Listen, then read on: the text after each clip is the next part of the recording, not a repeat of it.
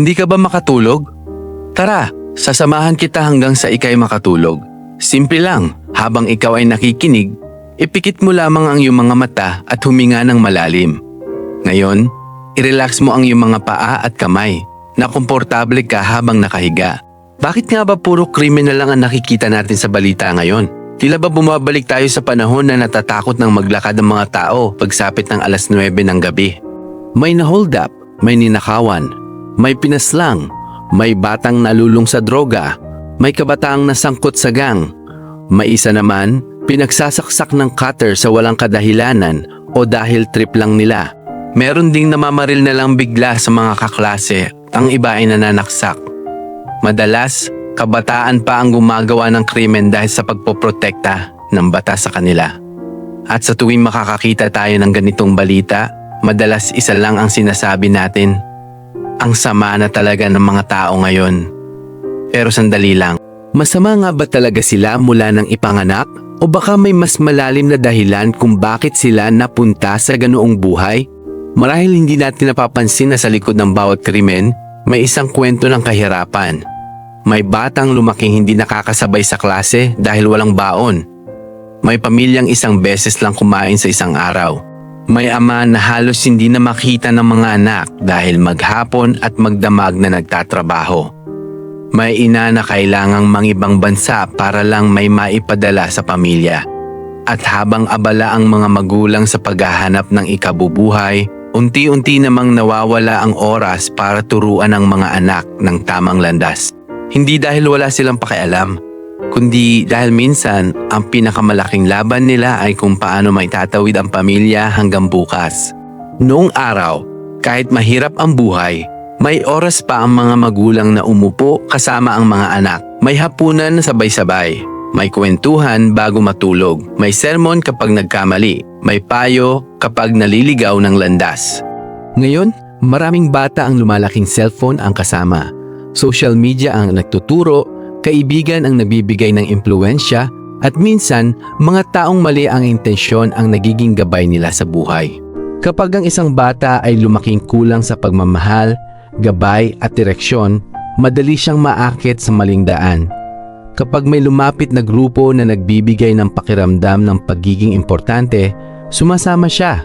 Kapag may nagsabing madali lang kumita ng pera sa iligal na paraan, natutukso siya. Kapag gutom ang sikmura at umiiyak ang mga kapatid sa bahay, minsan ang tama at mali ay nagiging magulo sa isip ng isang desperadong tao. Hindi natin ipinagtatanggol ang paggawa ng krimen. Mali pa rin ang magnakaw, mali pa rin ang manakit, mali pa rin ang pumatay. Ngunit kung gusto nating mabawasan ang krimen, kailangan nating tingnan hindi lamang ang ginawa ng tao, kundi pati ang dahilan kung bakit siya napunta roon. Dahil ang isang taong may laman ang tiyan, may edukasyon, may gabay ng pamilya at may pag-asang makabangon, mas maliit ang posibilidad na piliin niya ang maling landas. Nakakalungkot isipin na maraming kabataang nasa kulungan ngayon ang minsang nangarap ding maging guro, pulis, sundalo, doktor o negosyante. Ngunit natalo sila ng kahirapan. Natalo sila ng maling impluwensya. Natalo sila ng sistemang hindi nakapagbigay ng sapat na oportunidad. At sa bandang huli, ang krimen na nakikita natin sa balita ay hindi lamang kwento ng isang kriminal. Minsan, ito rin ay kwento ng isang batang pinabayaan ng lipunan.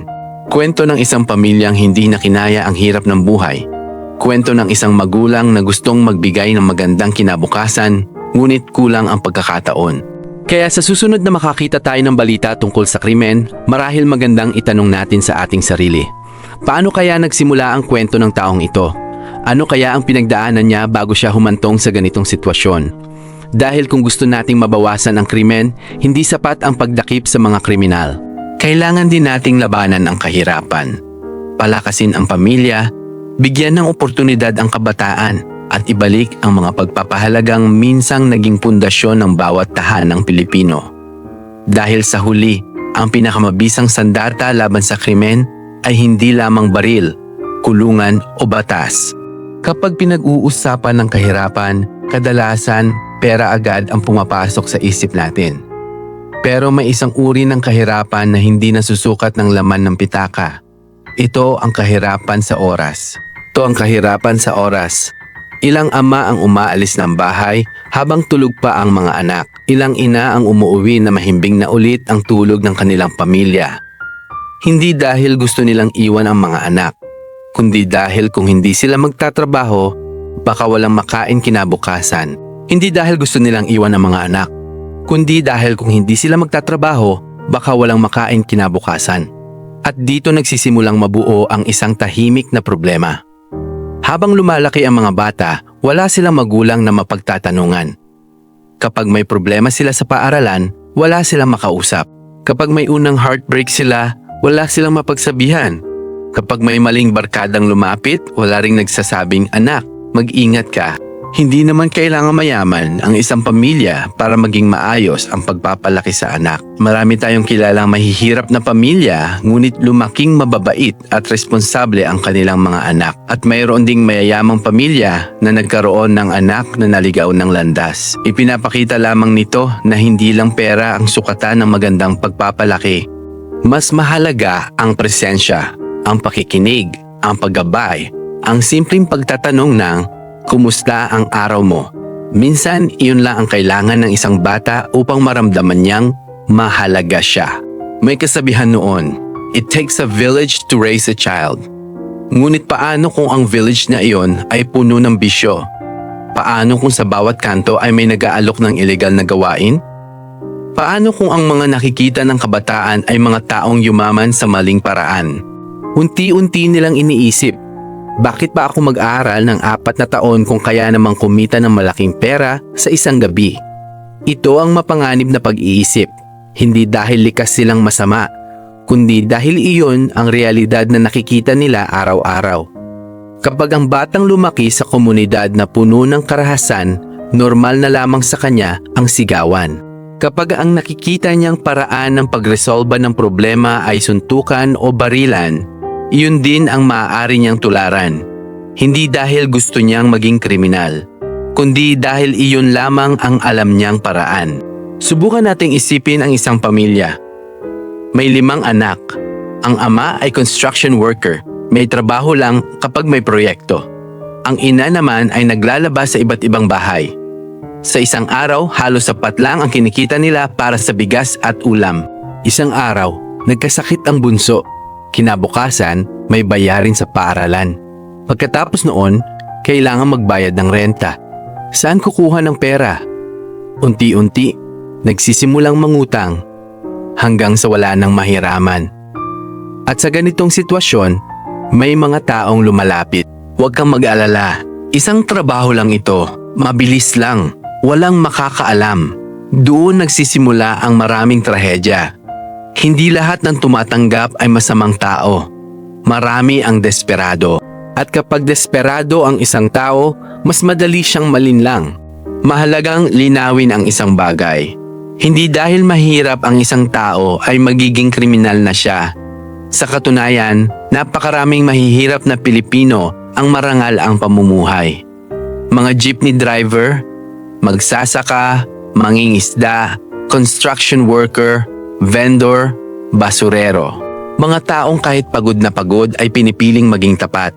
Ito ang dahilan kung bakit hindi natin maaaring sisihin ang kahirapan lamang. Ang kahirapan ay maaaring maging panganib, ngunit hindi ito automatikong nagtutulak sa isang tao sa krimen. Marami pang ibang salik, edukasyon, komunidad, pagpapahalaga, pagkakataon, at higit sa lahat, mga taong handang gumabay. Noong araw, maraming pamilya ang sabay-sabay kumakain. Doon na pag-uusapan ang nangyari sa buong araw. Napapansin agad ng magulang kung may problema ang anak. Ngayon, marami ang sabay nga sa mesa, pero lahat nakatingin sa cellphone. Tahimik ang bahay, walang nag-uusap. Hindi napapansin na ilang linggo nang malungkot ang anak. Hindi napapansin na may bagong barkada. Hindi napapansin na hindi na pumapasok sa paaralan. Hanggang isang araw, may nangyari na at saka lamang sasabihin ng mga magulang, "Hindi namin napansin." Hindi lahat ng aral ay nasa libro. May mga guro na nagiging pangalawang magulang. May mga gurong unang nakakapansin na may problema ang estudyante. Kapag ang bata ay palaging gutom, kapag hindi makapag-concentrate, kapag biglang nagbago ang ugali, Napakahalaga ng papel ng paaralan. Ngunit hindi rin sapat kung guro lamang ang kikilos. Kailangan ang pagtutulungan ng pamilya, komunidad at pamahalaan. May mga batang lumaking mahirap ngunit naging doktor. May naging abogado, may naging negosyante. Ano ang naging pagkakaiba? Kadalasan may isang taong naniwala sa kanila. Maaaring guro, lolo, lola, tito, coach, pari, pastor. O simpleng kapitbahay na nagsabing, kaya mo yan. Minsan, sapat na ang isang taong maniwala sa bata upang baguhin ang direksyon ng kanyang buhay. Kung may anak ka, hindi pa huli para kausapin siya. Kung matagal na kayong hindi nagkakasama dahil sa trabaho, subukan mong maglaan kahit ilang minuto bawat araw. Hindi kailangang mamahaling regalo. Hindi kailangang mamasyal palagi. Ang kailangan nila ay maramdaman na mayroon silang magulang na handang makinig. Dahil maaaring hindi mo napapansin, may mga tanong silang gustong itanong, may mga problema silang gustong ikwento, at baka naghihintay lang sila na ikaw ang unang lumapit. Kapag mas maraming bata ang may gabay, mas kaunting kabataan ang mapapasama. Kapag mas maraming kabataan ang nakakapag-aral, mas kaunting buhay ang masasayang. Kapag mas maraming pamilya ang may disenteng hanap buhay, mas kaunting tao ang matutuksong gumawa ng mali. Ang laban sa krimen ay hindi lamang trabaho ng pulis, hindi lamang trabaho ng hukuman, hindi lamang trabaho ng gobyerno. Responsibilidad din ito ng bawat pamilya, ng bawat komunidad, ng bawat Pilipinong naniniwalang may pag-asa pang magbago ang ating lipunan. At marahil, ang pagbabago ay hindi magsisimula sa malalaking programa o matataas na gusali. Maaaring magsimula ito ngayong gabi, sa isang hapunang sabay-sabay, sa isang yakap, sa isang payo, sa isang simpleng tanong na matagal nang hindi natin naitanong sa ating mga mahal sa buhay. Anak, kumusta ka na ba? Hindi nagsisimula ang krimen sa lansangan. Madalas, nagsisimula ito sa loob ng tahanan. Isipin mo ang isang batang 5 taong gulang. Hindi pa niya alam ang tama at mali. Hindi pa niya naiintindihan kung ano ang batas. Hindi pa niya alam kung ano ang krimen. Ang alam lang niya kung ano ang nakikita niya sa bahay. Kung ang naririnig niya araw-araw ay sigawan, iisipin niyang normal ang sumigaw. Kung ang nakikita niyang paraan ng pag-aayos ng problema ay pananakit, maaari niyang isiping iyon din ang tamang paraan. Kung lumaki siyang walang nagsasabing, "Anak, mali ang ginagawa mo. Sino ang magtuturo sa kanya?" Noong araw, kahit mahirap ang buhay, may isang bagay na hindi nawawala sa maraming pamilyang Pilipino. Ang oras. Pagkatapos ng trabaho, sabay-sabay kumakain, nagkukwentuhan, nagtatawanan. Kapag may pagkakamali ang anak, agad itong napapagsabihan. Kapag may problema sa eskwela, nalalaman ka agad ng magulang. Ngunit habang lumilipas ang panahon, tila nagbago ang lahat. Mas mahirap na ang buhay. Mas mataas ang presyo ng bilihin. Mas mahal ang matrikula, mas mahal ang renta, mas mahal ang gamot. Kaya ang mga magulang napipilitang maghanap ng mas maraming pagkakakitaan. Ang may ama na umaalis ng alas 5 ng umaga, umuuwi na alas 10 ng gabi, pagod na pagod. May ina na may 2 trabaho. Pagdating sa bahay, ang iniisip na lamang ay makapagpahinga. Hindi natin sila masisisi. Hindi sila tamad, hindi sila pabaya. Ginagawa lamang nila ang lahat para mabuhay ang pamilya. Ngunit habang tumatakbo sila para kumita ng pera, may isang bagay na unti-unti ring nawawala. Ang oras para maging magulang. Marahil may ilan sa ating nakakaalala noong bata pa tayo. Kapag mali ang ginawa natin, pinapaupo tayo ng ating ama o ina. Hindi lang palo ang inaabot natin, mas madalas sermon. May paliwanag kung bakit mali ang ating ginawa. May mga salitang hanggang ngayon ay dala pa rin natin.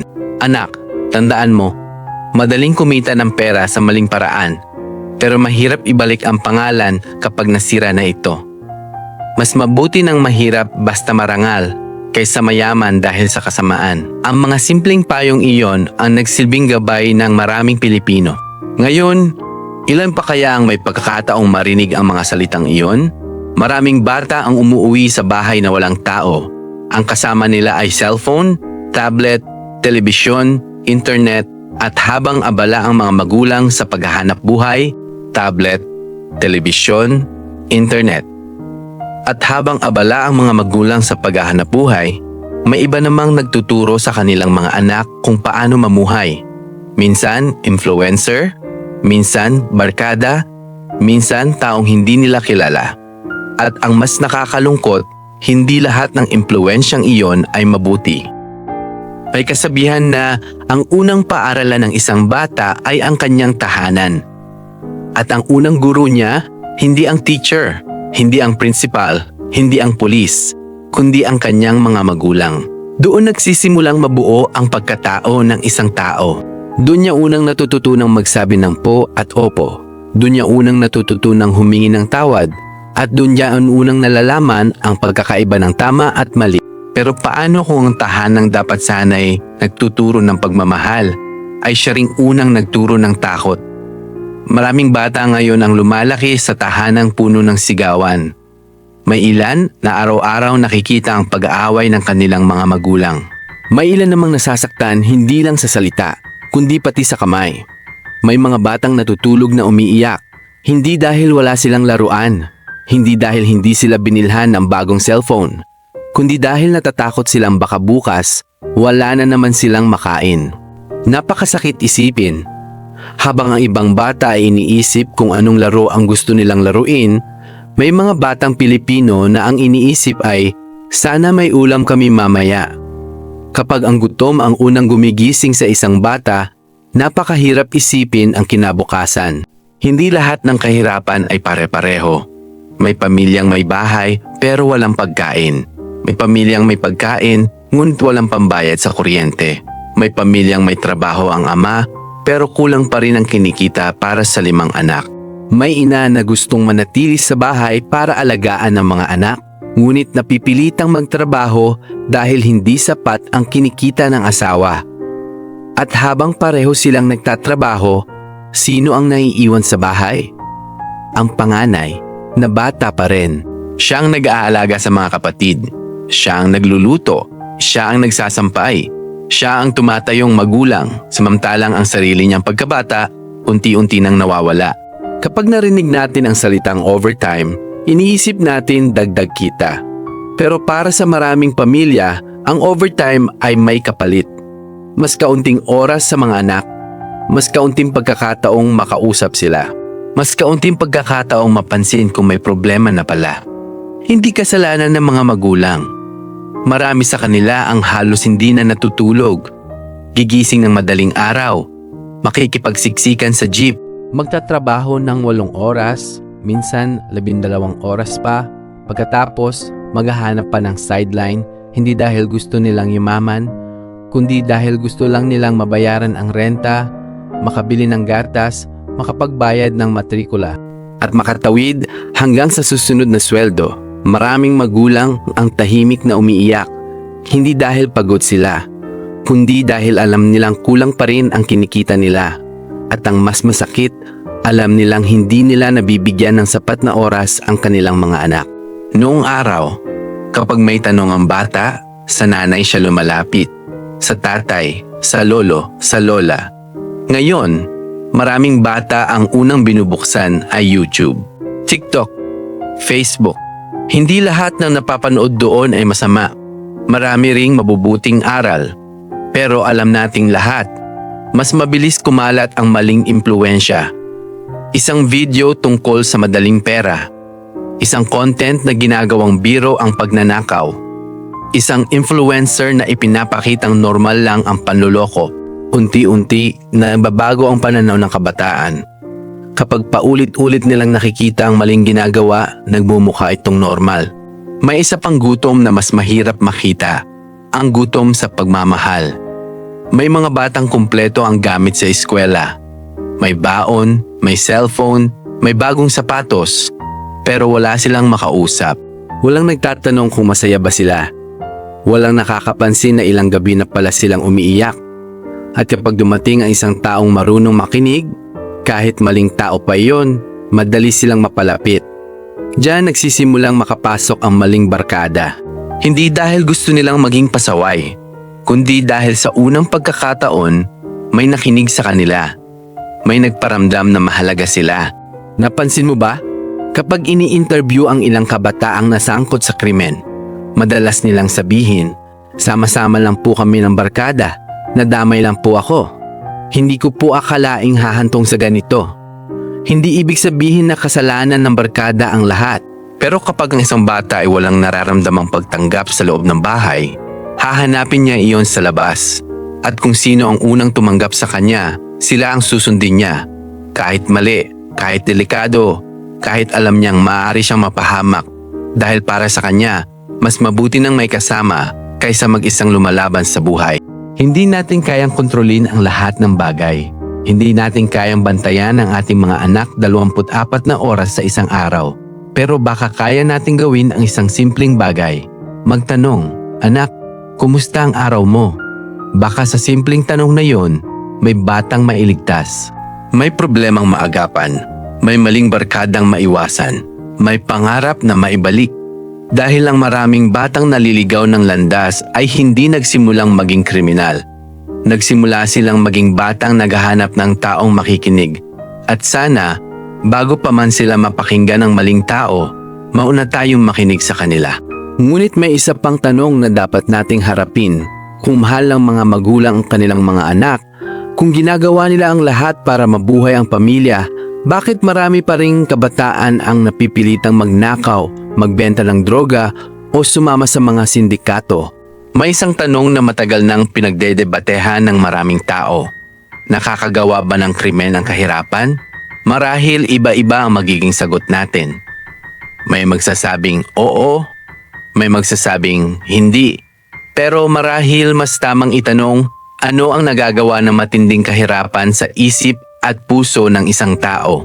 Dahil ang kahirapan, hindi ito basta kakulangan ng pera. Ito ay kakulangan ng pagpipilian. Kapag may pera ka, marami kang pagpipilian. Pwede kang maghintay, pwede kang humanap ng ibang trabaho, pwede kang magsimula ulit. Pero paano kung wala ka ng makain ngayong gabi? Paano kung umiiyak ang anak mo dahil 2 araw ng lugaw lang ang kinakain? Paano kung ang bunso mo ay may lagnat pero wala kang pambili ng gamot? Sa mga ganitong sitwasyon, unti-unting sinusubok ang prinsipyo ng tao. Hindi dahil gusto niyang gumawa ng mali, kundi dahil pakiramdam niya ay wala na siyang ibang daan.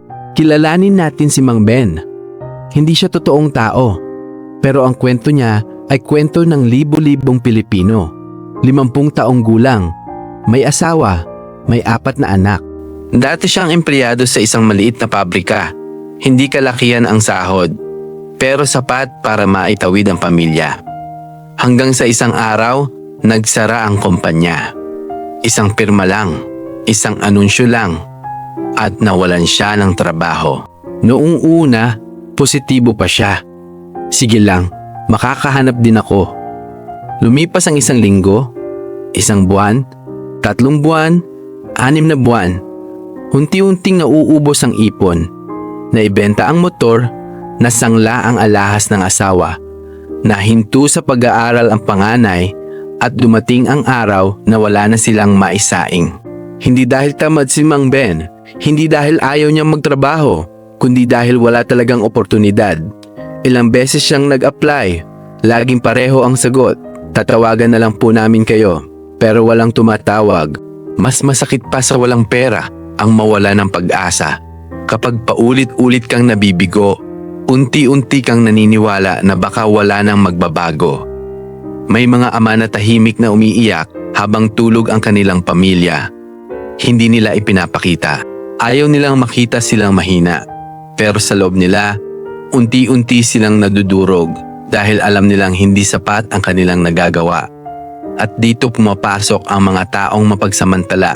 May lalapit, Mang Ben, may sideline ako. Madali lang, 1 biyahe lang. Hindi ka naman mahuhuli. Sa simula, tatanggi siya dahil alam niyang mali. Pero kapag narinig niyang umiiyak ang bunso sa gutom, nagiging mas mabigat ang tukso. May kasabihan, ang desperadong tao ay madaling malinlang. Hindi dahil mahina siya, kundi dahil desperado na siyang mabuhay. May ilan na pumapasok bilang courier ng ilegal na droga nang hindi alam ang buong panganib. May ilan na nagiging runner ng sindikato. May ilan na nagpapagamit ng bank account. May ilan na pumapayag maging scammer. Hindi dahil pangarap nilang maging kriminal, kundi dahil sa isip nila, isang beses lang naman. Pagkatapos nito, titigil na ako. Ngunit madalas, hindi ganun ang nangyayari. Kapag nakapasok ka na sa maling sistema, mahirap nang makaalis. Hindi lang matatanda ang naaapektuhan ng kahirapan, pati ang mga kabataan.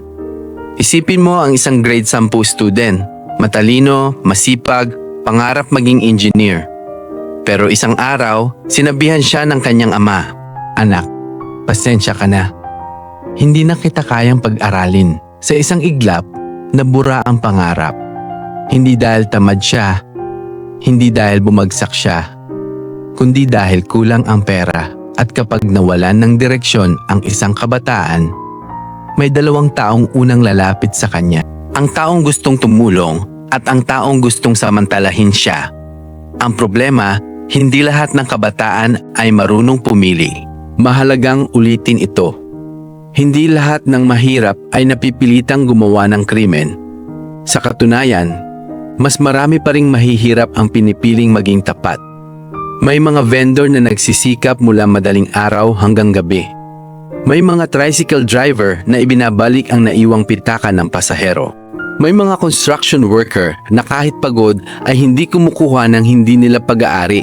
May mga basurero na mas marangal pa ang pamumuhay kaysa sa ilang taong may mataas na posisyon. Sila ang patunay na ang dangal ay hindi nasusukat sa laman ng bulsa. Ang kahirapan ay pagsubok, ngunit ang karakter ng tao ang magpapasya kung paano niya haharapin ang pagsubok na iyon. Kung tutuusin, hindi tao ang tunay na kalaban. Ang tunay na kalaban ay ang sistemang nagpapahirap sa ordinaryong mamamayan. Kapag walang sapat na trabaho, kapag kulang ang oportunidad, kapag may mga batang humihinto sa pag-aaral dahil walang baon, kapag may mga magulang na nagtatrabaho ng 16 na oras ngunit kulang pa rin ang kita, hindi nakapagtatakang may mga pamilyang nawawalan ng pag-asa. At kapag ang pag-asa ang nawala, mas madaling mapasok ng maling desisyon. Pero hindi rito nagtatapos ang lahat. Sa bawat kwento ng taong naligaw, may mas marami pang kwento ng taong lumaban. May batang nagtitinda ng kakanin pagkatapos ng klase hanggang sa naging doktor. May anak na magsasaka na naging abogado. May dating basurero na naging guro. Hindi naging madali ang kanilang buhay. Maraming beses silang sumuko. Maraming gabing walang pagkain. Maraming umagang walang pamasahe. Ngunit may isang bagay silang hindi binitiwan. Ang pag-asang balang araw, magbabago rin ang kanilang buhay. At marahil iyon ang pinakamahalagang aral. Hindi natin kayang alisin agad ang kahirapan. Ngunit kaya nating tiyaking hindi nito mananakaw ang ating pagkatao. Dahil kapag ang isang tao ay nawalan ng pera, maaari pa siyang makabangon. Pero kapag nawala ang kanyang dangal, mas mahirap itong maibalik. Ngunit may isa pang tanong. Kung hindi lahat ng mahihirap ay nagiging kriminal, bakit may mga kabataang galing sa mabubuting pamilya na nalululong sa droga, sumasali sa gang o gumagawa ng karahasan? Kapag ang lipunan ang naging guro ng ating mga anak, may isang kasabihan na, "Sabihin mo sa akin kung sino ang mga kaibigan mo at sasabihin ko sa iyo kung sino ka." Marahil narinig na natin ito mula sa ating mga magulang. Noong bata pa tayo, madalas tayong pagbawalan. "Huwag kang sasama dyan. Hindi maganda ang barkada na iyan." Noon, akala natin masyado lang silang mahigpit.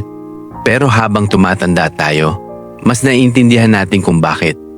Dahil napakalaki ng impluwensya ng mga taong nakapaligid sa atin. Hindi lang sa mga bata, kahit sa matatanda. Kung palagi kang napapaligiran ng mga taong nagsusumikap, malaki ang posibilidad na mahawa ka rin sa kanilang sipag. Pero kung ang araw-araw mong kasama ay mga taong naniniwalang ang panloloko, pandaraya o karahasan ay normal, unti-unti ring nagbabago ang pananaw mo. Hindi agad-agad, dahan-dahan, halos hindi mo mapapansin. Maraming kabataang nalulong sa bisyo ang nagsasabing, "Curious lang po ako, tinry ko lang minsan. Ayoko mapahiya sa barkada."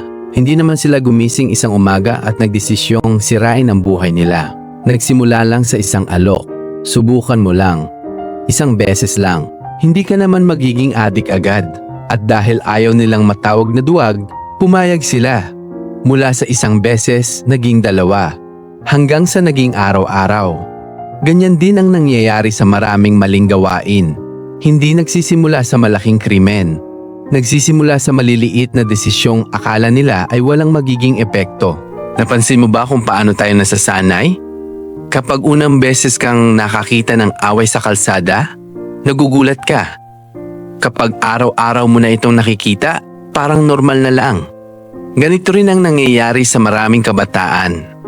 Kapag ang nakikita nila sa paligid ay sugal, droga, away o karahasan, unti-unti nilang iniisip na bahagi lang iyon ng buhay. Hindi dahil gusto nila, kundi dahil iyon ang mundong kanilang kinalakihan. At kapag iyon lang ang mundong alam nila, paano nila malalaman na may mas magandang buhay na naghihintay sa kanila? Hindi natin maikakaila. Malaki ang naitulong ng social media, mas mabilis tayong nakakapag-usap, mas madali tayong natututo, mas madali ring makahanap ng trabaho at negosyo. Pero tulad ng kutsilyo, pwede itong gamitin sa mabuti, pwede rin sa masama. Ilang kabataan na ba ang naimpluwensyahan ng mga content na nagpapakita ng marangyang buhay pero hindi ipinapakita kung paano ito nakuha? Ilang bata ang nakakita ng mga prank na nauuwi sa pananakit? Ilang kabataan ang naniniwalang ang respeto ay nakukuha sa pamamagitan ng pananakot? Unti-unti nilang iniisip, kung ginagawa ng iba at sumisikat sila, bakit hindi ko rin gawin? Hindi nila alam na ang nakikita nila sa loob ng 1 minuto ay maaaring makasira ng mga pagpapahalagang itinuro sa kanila sa loob ng maraming taon. Nung bata tayo, kapag nakagawa tayo ng mali, hindi tayo mapakali. Nahihiya tayo. Natatakot tayong malaman ng ating mga magulang. Ibig sabihin, buhay pa ang ating konsensya. Pero paano kung paulit-ulit mong ginagawa ang mali? Unti-unti, nawawala ang hiya, nawawala ang takot. Kapag gusto na nating makuha ang lahat, kahit mali ang paraan, kapag ang sukatan na ng tagumpay ay pera lamang, nakakalimutan natin ang halaga ng katapatan. Nakakalimutan natin ang dangal. Nakakalimutan natin ang salitang sapat. Sa gitna ng lahat ng masasamang balita, may mga kwento ring bihirang mapanood. May jeepney driver na nagsoli ng bag na may lamang daan-daang libong piso. May estudyanteng naglakad ng ilang kilometro para makapasok sa paaralan. May tindera na nagsauli ng sobrang sukli. May pulis na nagsakripisyo ng sariling buhay para iligtas ang iba. May guro na bumibili ng school supplies gamit ang sarili niyang pera. Nagpapaalala sa atin na hindi pa nawawala ang kabutihan sa lipunan. Mas marami pa ring mabubuting tao kaysa masasama. Tahimik lang sila. Hindi lang sila Hindi sila madalas mag-viral. Hindi sila laging headline. Pero sila ang scene. Madalas nating sabihin, dapat may gawin ng gobyerno. Totoo yun. Malaki ang papel ng pamahalaan. Pero hindi lahat ng problema ay kayang solusyonan ng batas. Ang karakter ng tao ay hindi nabubuo sa korte. Hindi rin ito nabubuo sa kulungan. Nabubuo ito sa tahanan, sa paaralan, sa simbahan, sa komunidad at sa bawat taong nagiging halimbawa ng kabutihan. Bilang mga magulang, hindi kailangan maging perpekto. Hindi rin kailangan mayaman. Ang mahalaga ay makita ng ating mga anak na tayo mismo ay nagsisikap maging mabuting tao. Dahil ang mga bata, mas naniniwala sa ating ginagawa kaysa sa ating sinasabi. Kung nakikita nilang tapat tayo, kung nakikita nilang lumalaban tayo ng marangal, kahit mahirap ang buhay, maiintindihan nilang hindi kailangang gumawa ng masama para mabuhay. At dito natin napagtatanto ang isang mahalagang katotohanan. Ang laban kontra krimen ay hindi nagsisimula kapag may nangyaring krimen. Nagsisimula ito maraming taon bago pa man mangyari ang isang insidente. Nagsisimula ito sa isang batang tinuruan ng tama, sa isang magulang na naglaan ng oras, sa isang guro na hindi sumuko sa kanyang estudyante, sa isang kapitbahay na nagmalasakit, at sa isang lipunang piniling magtulungan kaysa magturuan ng sisi. Ngunit may isa pang tanong na dapat nating pag-isipan.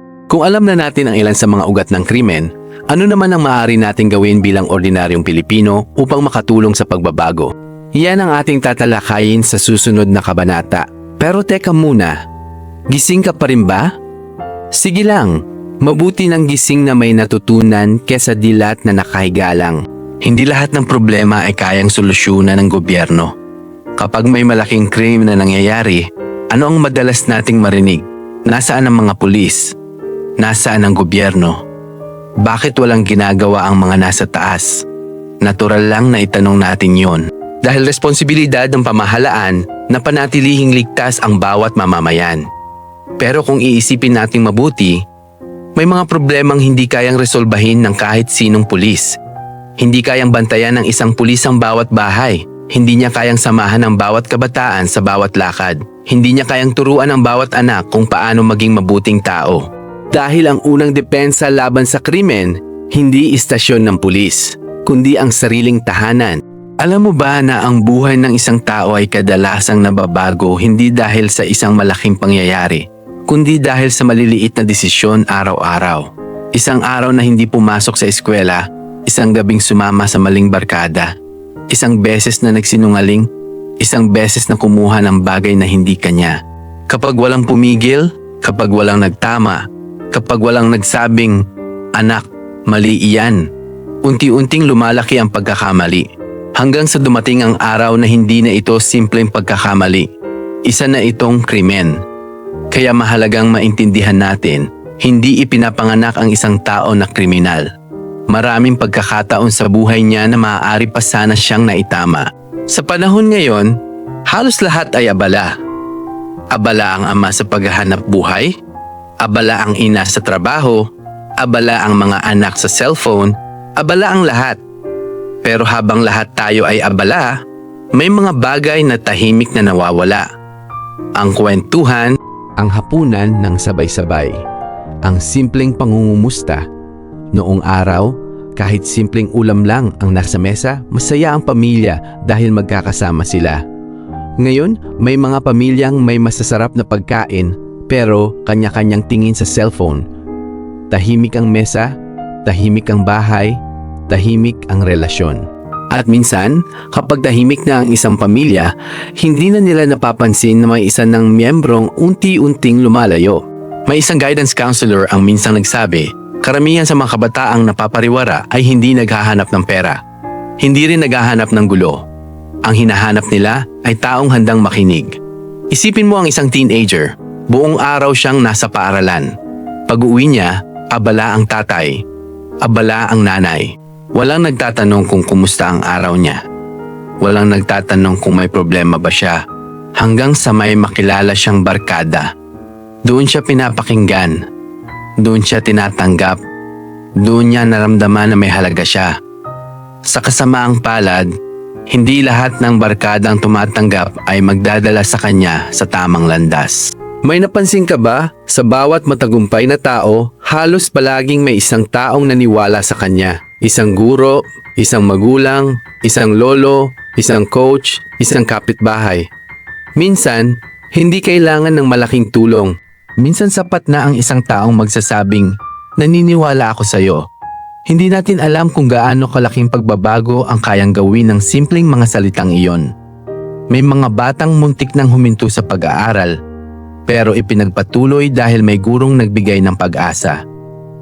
May kabataang muntik nang sumama sa gang, pero nabago ang isip dahil may coach na nagturo ng disiplina. May dating nalulung sa bisyo, pero nakabangon dahil may taong hindi sumuko sa kanya. Ipinapakita lamang nito na ang kabutihan nakakahawa rin. Minsan hinihintay nating may malaking programang ipatupad, may bagong batas, may malaking proyekto. Pero paano kung ang pagbabago ay nagsisimula sa mas simpleng bagay? Paano kung ngayong gabi, patayin muna natin ang telebisyon, ibaba ang cellphone, at maghapunan ng sabay-sabay? Pakinggan ang kwento ng ating mga anak, kumustahin ang ating mga magulang, bisitahin ang ating mga lolo at lola. Hindi natin alam, baka ang simpleng pag-uusap na iyon ang makapagligtas sa isang taong matagal nang may dinadalang problema. May kasabihan, kung ano ang tahanan, yun din ang lipunan. Kapag lumalaki ang mga bata sa tahanang may respeto, dadalhin nila iyon sa paaralan. Kapag natutunan nila ang katapatan sa bahay, dadalhin nila iyon sa trabaho. Kapag nakita nilang marangal ang kanilang mga magulang kahit mahirap ang buhay, Maintindihan nilang hindi kailangang gumawa ng masama para umasenso. Unti-unti, isang pamilya, magiging dalawang pamilya, magiging isang komunidad, hanggang sa mabuo ang isang lipunang may malasakit sa isa't isa. Hindi ito mangyayari sa isang araw, hindi rin sa isang taon, pero bawat mabuting desisyon na ginagawa natin ngayon, ay maaaring maging pundasyon ng mas ligtas na Pilipinas para sa susunod na henerasyon. Sa bawat balitang napapanood natin, sa bawat krimeng ating nababasa, madali tayong magalit, madali tayong humusga. Pero marahil, mas mahalagang itanong natin ano ang maaari kong gawin upang hindi na madagdagan pa ang ganitong mga kwento? Bilang magulang, bilang anak, bilang guro, bilang kapitbahay, bilang ordinaryong Pilipino. Dahil ang pagbabago ng isang bansa ay hindi lamang nagsisimula sa Malacanang, hindi lamang sa munisipyo, hindi lamang sa istasyon ng pulis. Nagsisimula ito sa bawat tahanan, sa bawat magulang na pipiliing makinig, sa bawat kabataang pipiliing mangarap, at sa bawat Pilipinong pipiliing gawin ang tama kahit walang nakakakita. Yun lamang po at magandang gabi. Kung ikaw ay gising pa rin, meron kaming playlist na pampatulog na may nakukuhang aral. Paalam po, salamat sa pakikinig. Naway nagustuhan nyo ang aking kwento. Huwag kalimutan mag-like and subscribe. Malaking tulong na ito sa malilit na creators tulad ko. Salamat!